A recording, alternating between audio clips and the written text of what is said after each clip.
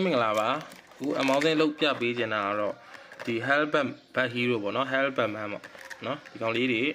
ဖောက်ပြပေးပါမယ်နော်အထက်မှာဘယ်လို quality လေးပါမလဲပေါ့နော်ပုံစံတော့လမ်းရလားပေါ့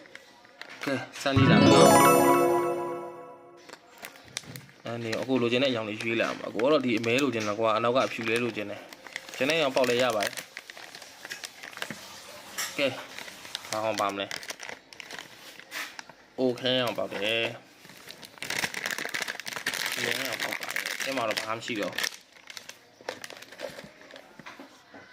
ဘောနော်ဒါသူ့ရဲ့တောင်မန်နဲ့လက်ပေါ့နော်ပြီးလို့ရှိရင်ဒီမှာသူ့ရဲ့ဟိုဟာပေါ့ခောက်ကြီးနဲ့လက်ကင်ခောက်ကြီးနဲ့ပြီးလို့ရှိရင်ဒီမှာ hero ပေါ့နော်ဒါ hero လေးပါမယ်နောက်ကတော့ဆေးတောင်းမပါဘူးเนาะပြီးလို့ရှိရင်သူက stand မပါဘူးเนาะကဲဆက်ကြည့်လိုက်အောင်မနော်အခုကဲဖောက်ပြီးတော့ဆက်ပြီးသွားပါပြီเนาะဒီလိုပုံစံလေးပါ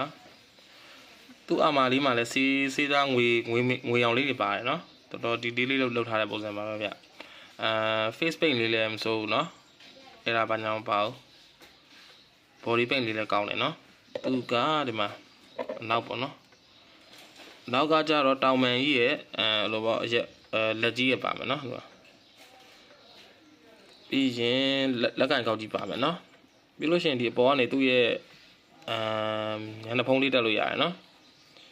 ညနေဖုံးလေးတက်လို့ရပါတယ်ဒီမှာပါ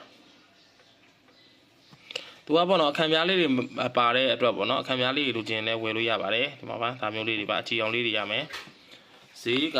တပြားကို900ပါနော်တပြားကို900ပါဒီကောင်နဲ့တွဲကြည့်မယ်ဆိုလို့ရှိရင်300နဲ့ယူပါနော်ဒီ